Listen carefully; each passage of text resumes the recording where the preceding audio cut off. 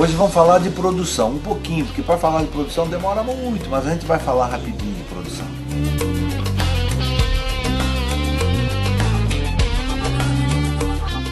Então, o produtor, na verdade, é o centro, é onde começa toda essa brincadeira. Alguém vai ter que arcar com a responsabilidade financeira disso aí. Então, antigamente a gente tinha a figura do empresário. O empresário era um cara que até não tinha nada a ver com teatro. Ele simplesmente botava o dinheiro porque ele visava lucro. E era possível fazer isso antigamente. Essa figura de uns 20, 30 anos para cá foi sumindo. Basicamente porque teatro hoje em dia não dá mais lucro. Tudo passa pelo dinheiro. Quer dizer, alguém tem que botar dinheiro para começar uma produção de teatro. Até para comprar um texto você tem que ter dinheiro. Até para alugar um teatro, para contratar o elenco, você paga para fazer o ingresso, para fazer o cartaz, para fazer o programa, você paga para anunciar esse espetáculo. É o produtor que faz os contratos, é o produtor que assina com o autor, que assina com o teatro, que assina com a equipe, com o diretor, com o cenógrafo, figurinista, com todo mundo. E é o produtor que é o responsável pelo pagamento de qualquer conta que apareça durante esse espetáculo que você vai querer montar. A gente está se desprofissionalizando. Começou a acontecer isso com o produtor, por quê? Primeiro porque o dinheiro sumiu, não existe dinheiro.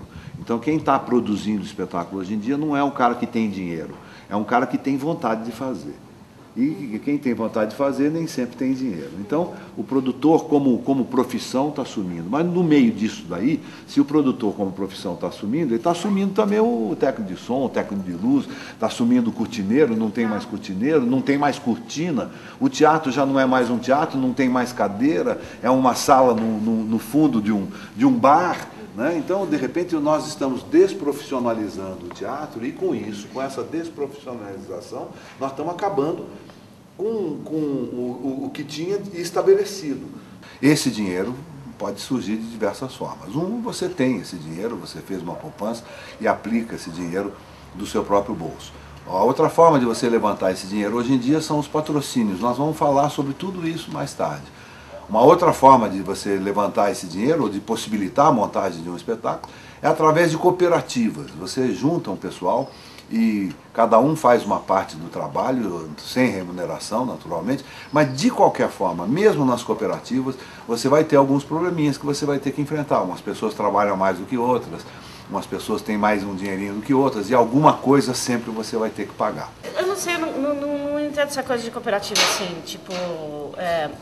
Para mim, a cooperativa para se fazer um espetáculo, para mim, me lembra teatro de grupo amador, sabe? É que eu estava falando, a produção, de qualquer forma, uma produção tem que ter dinheiro. Quando eu falo de cooperativa, é assim, nós não temos dinheiro, então nós vamos nos juntar para fazer uma peça. A produção tem que ter sempre alguém se responsabilizando. Mesmo numa cooperativa, você tem alguns gastos que você tem que ter. Então, ou você faz uma vaquinha, ou você faz permutas, mas de qualquer forma, essas permutas, chega uma hora, você tem que ter um dinheirinho. Mas você vê, por exemplo, eu tinha uma produção, eu tinha um patrocínio e eu ia fazer um clássico, eu ia fazer o Macbeth. E aí eu comecei a contratar as pessoas, já baseado no patrocínio que eu tinha. E aí, de repente, faltando uma semana para começar o ensaio, o patrocínio falou que não queria mais. E eu contratei todo mundo.